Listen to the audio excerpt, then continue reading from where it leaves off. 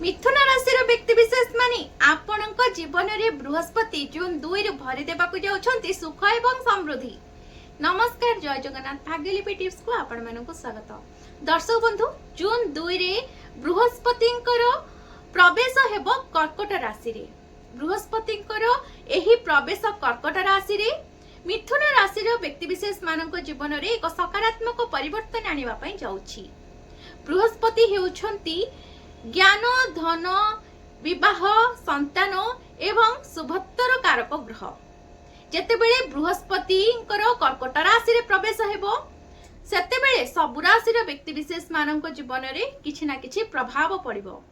किछि राशि व्यक्ति विशेष मानक पई भल फल हेबा बेले किछि राशि व्यक्ति विशेष मानकर साधारण रहिबो एवं एमानक जीवन में कौन सब रहिबो से संपर्क रे हमें वीडियो रे आगो को जानिबा। एही समय रे मिथुन राशि व्यक्ति विशेष मानक जीवन में कौन सब घटिबो से संपर्क रे वीडियो रे अधिक जानिबा।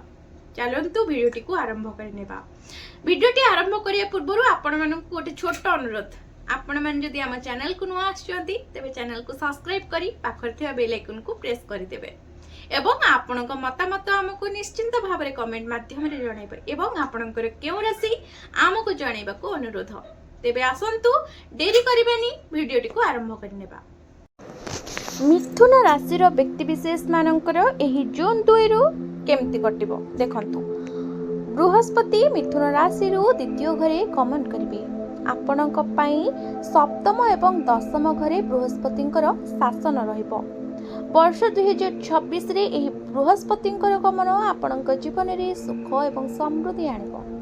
द्वितीय घरे बृहस्पतिंकर आगमन सहित आपणकर आर्थिक स्थिति रे उन्नति आसीबो।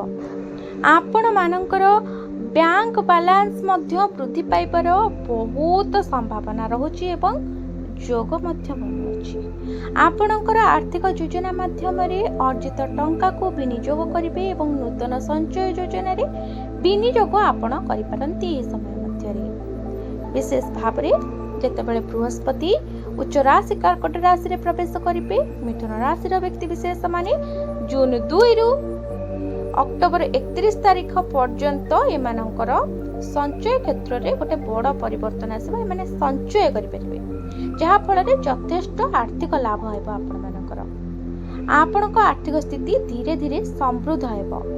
आपणक परिवार प्रति आपणकर प्रेम वृद्धि पाइबो।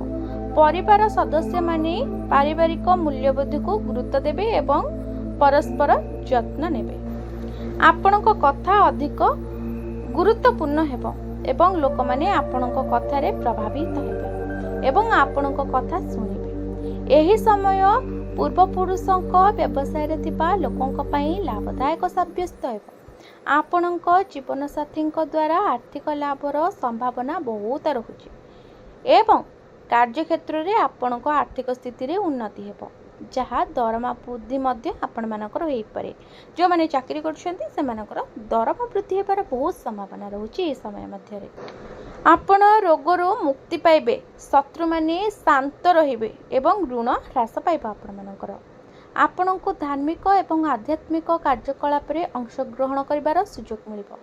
परिवार रे जणे नूतन सदस्य आसीबार बहुत संभावना रहुछि।